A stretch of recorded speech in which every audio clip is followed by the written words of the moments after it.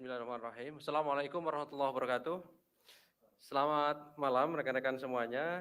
Sebagaimana informasi yang kami sampaikan bahwa kemarin KPK melakukan kegiatan tangkap tangan atas dugaan tindak pidana korupsi adanya pemberian dan penerimaan sejumlah uang oleh penyelenggara negara di Kabupaten Kolaka Timur, Sulawesi Tenggara.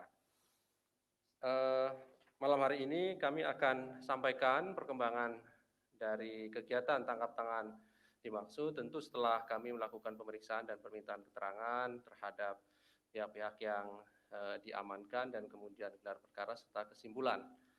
Hadir malam hari ini pimpinan Pak Nurul Gufron dan juga Deputi Penindakan Pak Karyoto. Nanti akan dibacakan poin-poin pengumuman dan penahanan para tersangka dari kegiatan tangkap tangan dimaksud. Setelah itu kami tunjukkan barang bukti dan kemudian kami persilahkan teman-teman bertanya lebih lanjut terkait dengan perkara ini. Kami silahkan, kami fokuskan dulu ke perkara ini. Setelahnya jika ada pertanyaan lain juga kami buka terkait dengan pertanyaan-pertanyaan di luar perkara ini. Ya. Baik, kami silahkan Pak Nurul Gufron untuk membacakan beberapa poin terkait dengan pengumuman dan penahanan para tersangka dalam kegiatan tangkap tangan yang dilakukan oleh KPK. Kami silakan, Pak.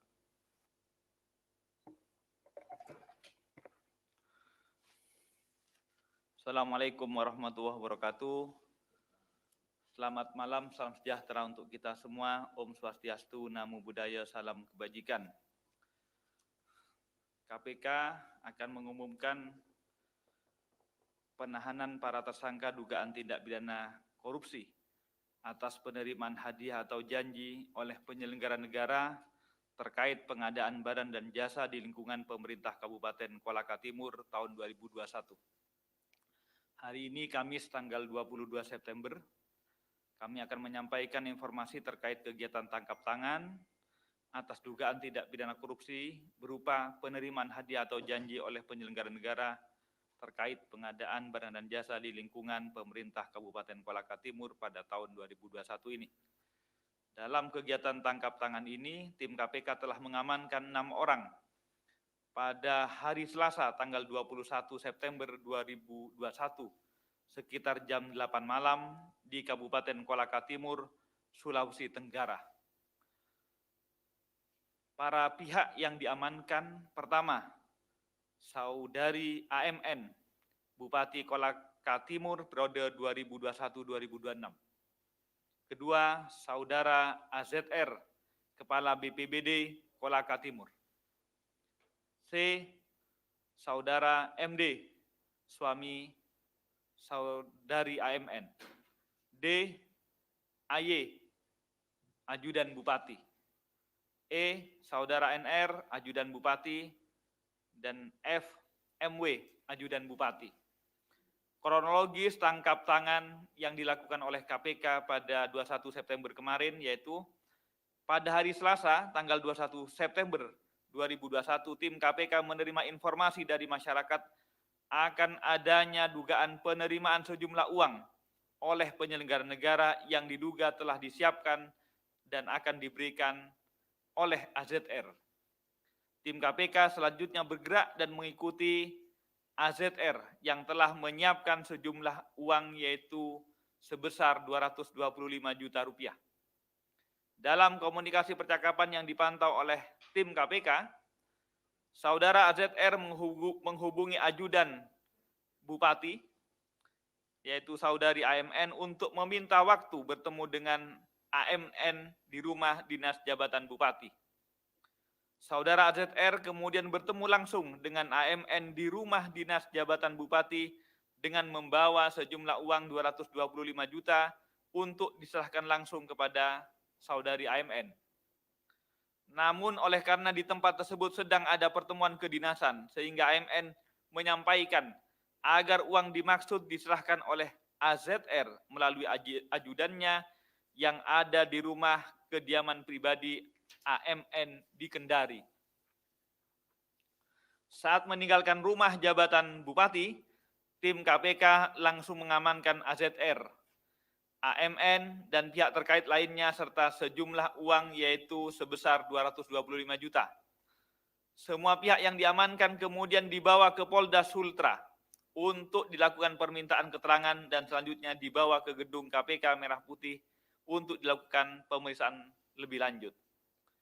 Setelah dilakukan pengumpulan berbagai bahan keterangan dugaan tindak pidana korupsi, selanjutnya KPK melakukan penyelidikan yang kemudian ditemukan adanya bukti permulaan yang cukup. Maka KPK selanjutnya meningkatkan status perkara ini ke tahap penyidikan dengan mengumumkan tersangka sebagai berikut. A. Saudari AMN Bupati Kolaka Timur periode 2021-2026. B. Saudara AZR, Kepala BPBD Kolaka Timur. Konstruksi perkara ini yang diduga telah terjadi yaitu pada Maret sampai Agustus 2021, AMN dan AZR menyusun proposal dana hibah Badan Nasional Penanggulangan Bencana (BNPB) berupa dana rehabilitasi dan rekonstruksi atau sering disebut dana RR, serta dana siap pakai atau DSP. Kemudian awal September 2021, AMN dan AZR datang ke BNPB Pusat di Jakarta untuk menyampaikan paparan terkait dengan pengajuan dana hibah logistik dan peralatan, di mana Pemkab Kolaka Timur memperoleh dana hibah BNPB yaitu hibah relokasi dan rekonstruksi senilai 26,9 miliar dan dana hibah dana siap pakai senilai 12,1 miliar. Tindak lanjut atas pemaparan tersebut, AZR kemudian meminta AMN agar beberapa proyek pekerjaan fisik atas sumber dana kedua tersebut yang bersumber dana dari hibah BNPB nantinya dilaksanakan oleh orang-orang kepercayaan AZR dan pihak-pihak lain yang membantu mengurus agar dana hibah tersebut cair kepada Pemkab Kolaka Timur. Khusus untuk paket belanja konsultasi perencanaan pekerjaan jembatan 2 unit di Kecamatan USI senilai 714 juta dan belanja jasa konsultasi perencanaan pembangunan 100 unit rumah di Kecamatan Uluwoi senilai 175 juta akan dikerjakan oleh AZR. AMN menyetujui permintaan AZR tersebut dan sepakat akan memberikan fee kepada AMN sebesar 30% dari dana konsultan. Selanjutnya AMN memerintahkan AZR untuk berkoordinasi langsung dengan Dewa Made Ratmawan, Kabak ULP, agar memproses pekerjaan perencanaan lelang konsultan dan menguploadnya ke LPSE sehingga perusahaan milik AZR dan atau grup AZR dimenangkan serta ditunjuk menjadi konsultan perencana pekerjaan 2 proyek dimaksud. Sebagai realisasi kesepakatan, AMN diduga meminta uang pertama sebesar 25 juta dan 225 juta kelanjutannya, artinya 2 tahap. Pertama 25 juta dan yang kedua 225. DP-nya 25 lebih dahulu. AZR kemudian menyerahkan uang 25 juta tersebut kepada AMN dan sisanya sebesar 225 juta sepakat akan diserahkan di rumah pribadi AMN di Kendari. Atas perbuatannya tersebut, para tersangka disangkakan melanggar pasal. Untuk AZR selaku pemberi, disangkakan melanggar pasal 5 ayat 1 huruf A, atau pasal 5 ayat 1 huruf B, atau pasal 13 Undang-Undang 3199 Yungto 20/2001 tentang pemberantasan tindak pidana korupsi. Untuk saudara AMN selaku penerima, disangkakan melanggar pasal 12 huruf A, atau pasal 12 huruf B, atau pasal 11 Undang-Undang 3199 Yungto Undang-Undang 20/2001 tentang pemberantasan tindak pidana korupsi.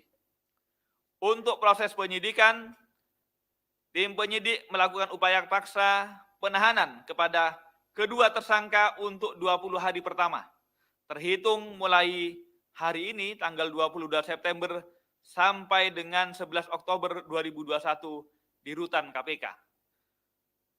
Yaitu saudara MN ditahan di rutan KPK Gedung Merah Putih, sementara saudara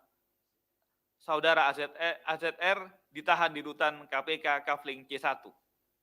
Sebagai langkah antisipasi memenuhi protokol kesehatan COVID-19, maka para tersangka akan dilakukan isolasi mandiri selama 14 hari pada rutan masing-masing. Demikian yang dapat kami sampaikan sebagai pengumuman atas giat tangkap tangan ini, dan kami KPK selalu mengingatkan agar para penyelenggara negara untuk berpegang teguh pada sumpah jabatannya dan bekerja sebagai pelayan masyarakat dan rakyatnya masing-masing. Karena sebab pengadaan barang jasa melalui lelang dilakukan dengan upaya mencegah agar tidak terjadi tindak pidana korupsi melalui permainan pengadaan dan barang jasa. Oleh karena itu, sekali lagi, KPK berharap kepada segenap para penyelenggara negara, mari kita hentikan kegiatan-kegiatan yang bernuansa korupsi. Karena bagaimanapun saat ini kita sedang menghadapi COVID-19, masih banyak anggaran dan dana rakyat yang dibutuhkan untuk pembangunan bangsa kita. Demikian yang dapat kami sampaikan. Terima kasih, saya kembalikan ke Saudara Ali Fikri. Terima kasih. Wassalamualaikum warahmatullahi wabarakatuh. Terima kasih Pak Nurgufron yang telah membacakan beberapa poin pengumuman dan penahanan tersangka dari kegiatan tangkap tangan di Kabupaten Kolaka Timur, Sulawesi Tenggara tersebut.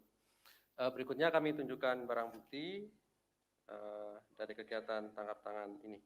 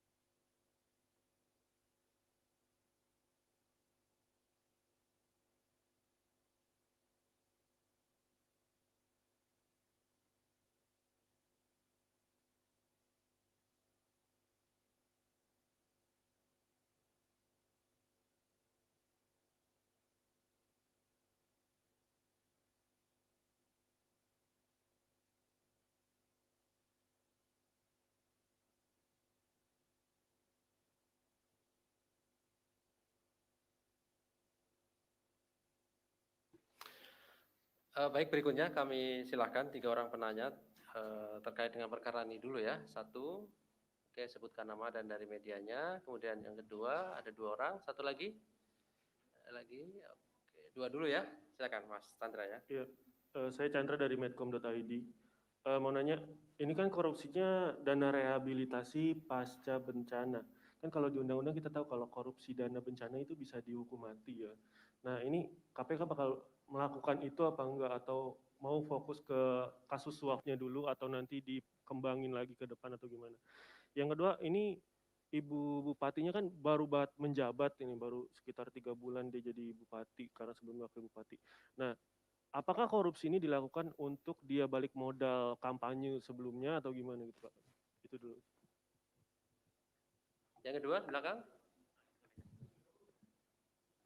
Saya Niko dari Harian Kompas. Saya ingin bertanya, Pertama soal ini kan dana hibah gitu ya, kecipratan dana hibah dari BNPB. Apakah ada rencana juga pemanggilan kepala BNPB, karena pasti kan berkaitan langsung ya, pasti ada koordinasi dengan kepala BNPB. Lalu kedua, ada info juga soal ada pertemuan dengan anggota DPR Komisi 8 si Pak Anzarullah ini dengan Pak Husni namanya, sekitar Agustus lalu. Nah itu apakah itu juga akan didalami soal, karena katanya itu kan juga berkaitan dengan penyerapan aspirasi gitu, daerah mana saja yang terkena bencana.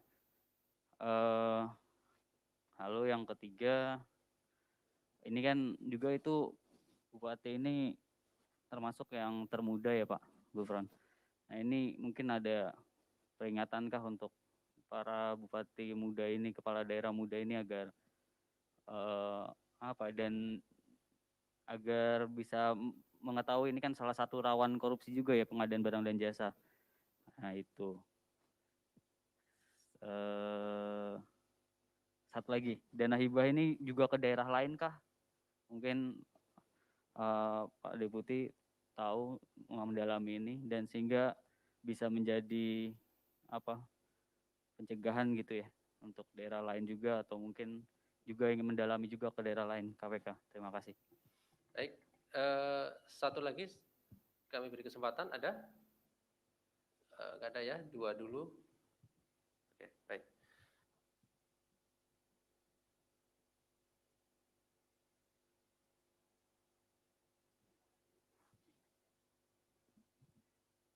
Terima kasih pada para penanya, 2 orang.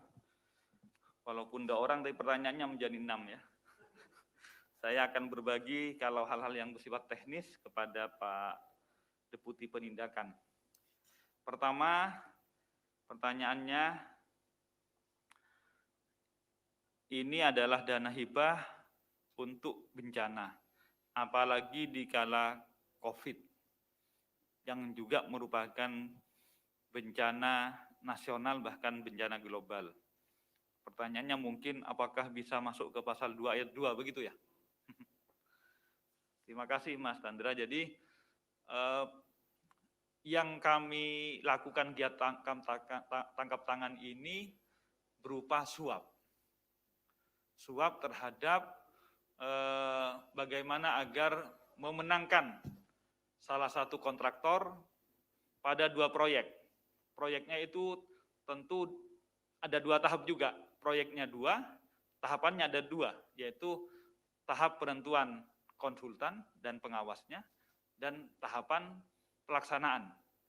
Yang kami tangkap ini adalah pada saat pemberian hadiah atau janji barang berupa uang 250 juta melalui 2 tahap, 25 dan 225, agar dimenangkan pada tahap penentuan konsultan. Proses konsultan, penentuannya masih berjalan, belum ditentukan. Jadi masih berjalan. Kecuali proses penentuan konsultannya sudah terjadi dan kemudian ada melawan hukum karena adanya suap ini, baru bisa itu masuk ke pasal 2 ayat 2. Tapi ini sedang berjalan. Anda misalnya ikut tender, belum pengumuman, tapi agar perusahaan saudara dimenangkan, ada deal suap ini. Perusahaan Anda yang memberi ke saya misalnya ULP-nya, itu belum selesai diumumkan. Jadi belum terjadi, pemenangannya belum. Itu apakah nanti memungkinkan ke pasal 2 ayat 2, tentu masih kami akan proses lebih lanjut ya. Tapi supaya Anda tahu konstruksi pokok perkaranya, ini suap untuk proses pemenangan yang sedang berlangsung, belum selesai. Jadi melawan hukumnya dalam proses pengadaan barang dan jasa belum sempurna, belum voltoid. Yang voltoid pada suapnya. Itu yang pertama. Kedua, baru menduduki apakah untuk kembali modal dan lain-lain, tentu kami masih akan didalami untuk apa ya. Kami tidak sedang bagi KPK untuk apanya itu tidak penting. Tapi yang penting adalah bahwa penyelenggara negara menerima janji, hadiah, baik barang maupun uang, untuk berbuat atau tidak berbuat yang melanggar hukum, itu adalah tindak pidana korupsi suap. Apakah untuk kepentingan apa? Kami belum mendalami. Mungkin nanti info dari Pak Karyoto bisa lebih mendalam. Ketiga, Kepala BNPB, termasuk juga pertanyaannya kepada anggota Komisi 8 ya, DPR RI, tentu semuanya masih dalam proses ya. Kami masih menangani apa yang oleh KPK ditangkap. Kepada pihak-pihak selanjutnya tentu kami akan lakukan pengembangan sesuai dengan fakta-fakta yang dapat kami buktikan lebih lanjut. Kemudian Bupati Muda, bagaimana agar ini tidak terjadi lagi begitu ya. Sebenarnya jabatan-jabatan itu tidak ada tua dan mudanya, dan juga tidak ada pengalaman atau tidak berpengalaman. Tetapi bagaimanapun kami sekali lagi KPK berharap bahwa jabatan adalah amanah, dan karenanya kami berharap setiap penyelenggara negara memahami bahwa kedudukannya adalah untuk kepentingan publik. Maka setiap penyelenggaraan negara yang tidak untuk kepentingan publik, pasti kemudian itu berindikasi korupsi dan pasti kami akan lakukan penangkapan. Oleh karena itu kami berharap sekali lagi kader-kader muda atau generasi muda yang menduduki jabatan tentu memang godaannya masih sangat tinggi untuk melakukan hal-hal, karena mungkin ekspektasi pada jabatan-jabatan lebih lanjut akan masih panjang, sehingga mungkin bahasa Anda setiap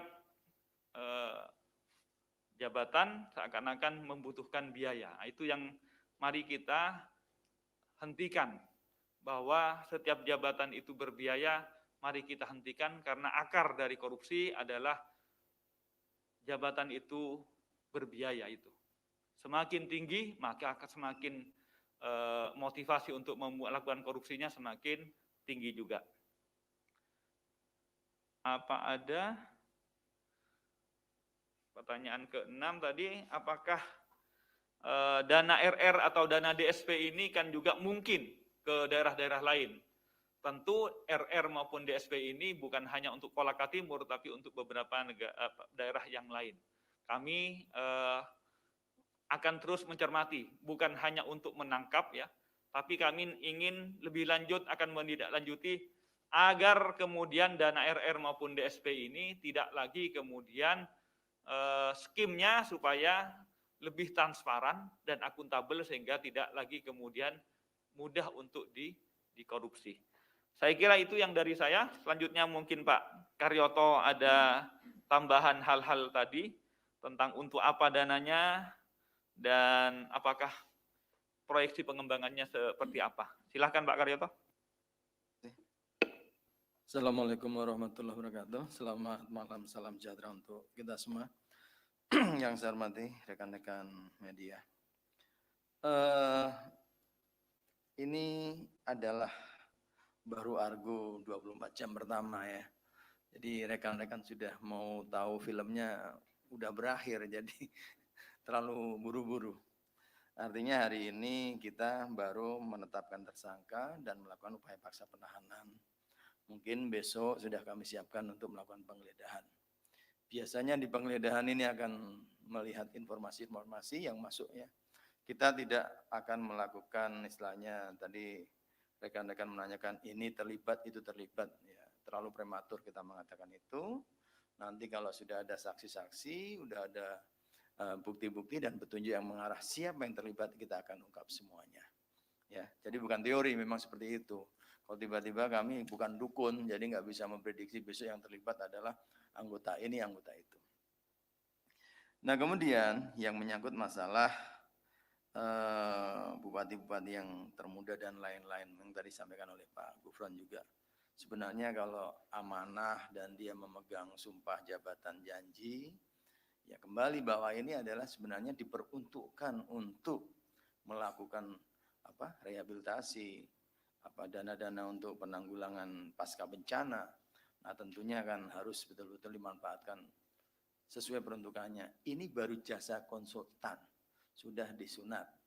Apalagi nanti paket-paketnya mesti akan lebih juga, karena 20, ya memang ada namanya development fee-nya, berapa persen ada semua.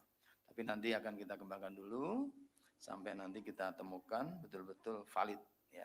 Dan apakah baru berapa bulan ini beliau ini kan? Ya baru 3 bulan ya, berarti ya argonya belum terlalu ini ya. Nah kemudian sebenarnya kerjasama antara penindakan dan pencegahan ini sudah simultan. Ketika kita menyelesaikan sebuah perkara, resumenya udah langsung di-deliver kepada teman-teman kami di pencegahan. Sehingga berbagai macam modus operandi sudah disampaikan. Dengan korsup-korsup itu kalau turun di wilayah cerita tentang itu. Dan bahkan pimpinan juga ketika Zoom dengan para kepala daerah, hal-hal yang menjadi celah-celah itu disampaikan semua. Hanya kembali tadi katakan bahwa memang politik di Indonesia mahal. Ya. Kemarin kita tahu untuk menjadi PJ aja harus bayar. Ya. Bagaimana untuk menjadi pejabat yang definitif? PJ kepala desa ini. Ya. Dan mungkin rekan-rekan belum diinformasikan pengembangannya cukup bagus itu. Nanti kira-kira mungkin sebulan lagi ada hal yang menarik ya. Nanti tentang yang Probolinggo kemarin. Nah kemudian kembali bahwa ya harapan kita bahwa orang ketika menjadi pejabat publik ada betul-betul amanah. Itu aja tambahan dari saya. Terima kasih. Baik, terima kasih Pak Gufron dan Pak Deputi. Ini masih ada 2 pertanyaan. Yang pertama ini terkait dengan pencegahan sepertinya Pak. Bagaimana tindak lanjut pendampingan KPK kepada Pemda yang kepala daerahnya terjerat OTT saat ini, terutama berkaitan dengan potensi terjadinya korupsi suap, pemerasan, dan gratifikasi. Ini jadi pendampingan KPK, ini upaya pencegahan. Kemudian ini ada pertanyaan juga dari Lampung, Ricardo Huta Barat. Dengan berjalannya atau adanya kegiatan OTT yang belakangan ditangani, bagaimana kemudian penanganan perkara korupsi yang saat ini sedang ditangani KPK di Kabupaten Lampung Utara? Kapan lagi KPK menindaklanjuti penyidikan perkara di Lampung Utara tersebut? Terima kasih. Nanti yang Lampung Utara biar Pak Karyoto, karena ini sudah sedang berjalan. Jadi pertanyaannya bagaimana kemudian KPK menindaklanjuti suap demi suap kepada proses pencegahannya ya. Sebagaimana kami jelaskan mulai kepemimpinan periode kelima ini KPK menggunakan 3 strategi. Kalau sudah Voltoid melakukan kejahatan tidak pidana korupsi, kami tangkap Pak Karyoto yang bekerja. Supaya apa? Supaya pelakunya jerah dan yang lain takut. Itu harapannya, tapi tidak semuanya jerah dan tidak semuanya takut. Masih banyak yang kemudian berpikir bagaimana tetap bisa korup tapi tidak terendus Pak Karyoto. Begitu.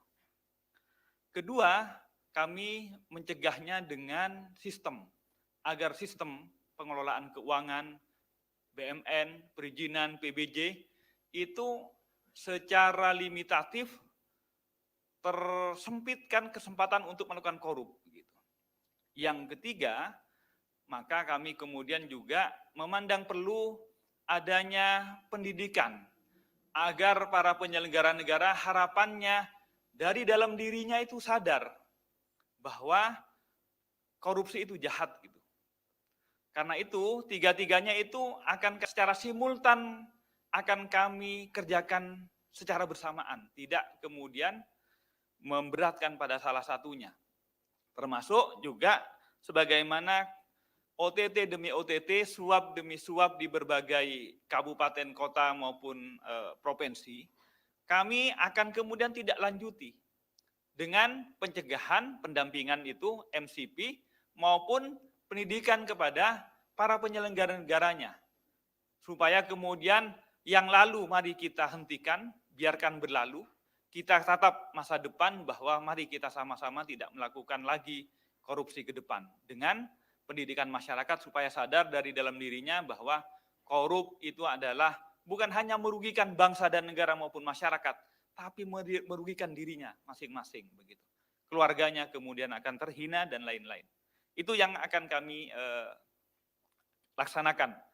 Jadi tidak ingin kami kemudian hanya menangkap demi menangkap, karena sesungguhnya menangkap demi menangkap itu menunjukkan bahwa tugas pencegahan agar tidak ada suap itu masih belum berhasil. Kami akan melakukan ketiga-tiganya dan bermimpi agar tidak ada lagi yang ditangkap karena tidak ada penyuapan. Bukan karena tidak ada penangkapan, karena tidak mampu kami tangkap penyuapnya. Itu yang kami harapkan. Selanjutnya untuk kasus Lampung Utara, saya persilahkan Pak Karyoto karena ini proses dalam perjalanan ya. Silahkan Pak Karyoto.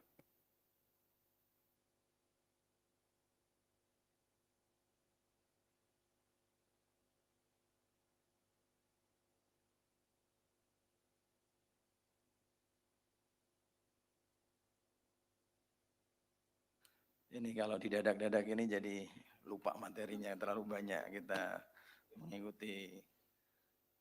Coba Pak Ali coba dijelaskan aja, saya agak. Baik, terima kasih Pak Ruth, izin Pak. Jadi terkait dengan penyidikan perkara di Lampung Utara, sebagaimana pernah kami sampaikan, saat ini memang kami sedang melakukan kegiatan penyidikan ya terkait dengan pengembangan perkara yang sebelumnya telah ditangani oleh KPK terkait dengan dugaan penerimaan gratifikasi. Saat ini masih dalam proses penyidikan dan masih berjalan begitu. Nanti pada waktunya tentu kami akan sampaikan perkembangannya, siapa yang tetapkan sebagai tersangka dan kami hadirkan tentunya ketika proses penahanan gitu. Baik, terima kasih. Kami beri kesempatan satu orang penanya terkait di luar ini, boleh ya Pak? Satu orang penanya terkait di luar perkara ini. Mau tanya soal dakwaan kasus pajak tadi yang sudah dibacakan. Tadi disebut ada orang dekat PT Bank Pan Indonesia, Mukmin Ali, yang diduga meminta kuasa hukum yang sudah saat ini jadi tersangka untuk kong kali kong menurunkan harga pajak gitu. Nah, berarti kan ada keterlibatan, ada perintah dari bos Bank Pan Indonesia dalam penurunan harga pajak itu. Apakah KPK saat ini sudah menduga ada keterlibatan dari dari PT Bank Pan Indonesia dalam kasus itu gitu. Yang kedua, soal kasus OTT Hulu Sungai Utara. Kan dari kemarin KPK menggeledah dan menemukan barang bukti di rumah dan kantor Bupati HSU gitu Pak. Tapi kan Bupati HSU itu nggak tersangka dalam kasus ini, tapi ada barang bukti di dalam kantor dan rumahnya. Apakah KPK menduga ada keterlibatan Bupati HSU dalam kasus tersebut gitu? Baik, terima kasih Mas Chandra. Penanya terakhir ya. Terima kasih Mas Chandra. Jadi prinsipnya selalu suap ini adalah pintu masuk kami. Ketika masuk, kemudian biasanya banyak ruang-ruang yang bisa dibuka lebih lanjut. Sebagaimana disampaikan oleh Pak Karyoto, OTT sebelumnya yang Probolinggo, itu kemudian membuka banyak ruang-ruang korup yang lain yang dapat akan kami tindak lanjuti. Termasuk juga yang HSU sedang kami kembangkan. Apa saja yang akan pengembangannya ke perkara apa saja, peristiwa korupsi apa saja, nanti setelah selesai kami menemukan bukti-bukti baru pengembangannya, maka tentu kami akan expose dan juga kami sampaikan ke media. Kalau sementara ini karena kami masih sedang bekerja, tidak dapat kami sampaikan. Termasuk untuk perkara ini, jadi yang tadi pertanyakan ke daerah lain dan lain-lain, tentu kami tidak akan mengatakan sekarang, karena kami masih bekerja, sebagaimana disampaikan Pak Karyoto, ini baru 1 kali 24 jam, sehingga belum banyak yang dapat kami kumpulkan, kecuali kasus suapnya. Maka berdasarkan bukti permulaan yang cukup, 2 alat bukti yang telah kami kumpulkan, kami tetapkan tersangka, dan malam ini kami lakukan upaya paksa penahanan untuk 20 hari ke depan. Pengembangannya mohon bersabar lebih dahulu. Untuk yang pajak, silakan Pak Karyoto.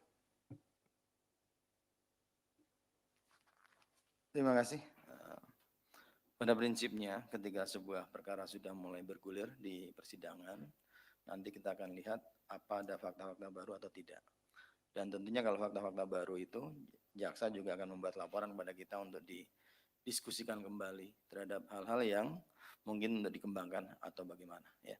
Jadi ini kan juga belum baru penerima-penerima dulu yang sudah disidangkan. Nanti bergeser ke sini, bagaimana perkembangannya akan kita beritahukan lebih lanjut. Terima kasih.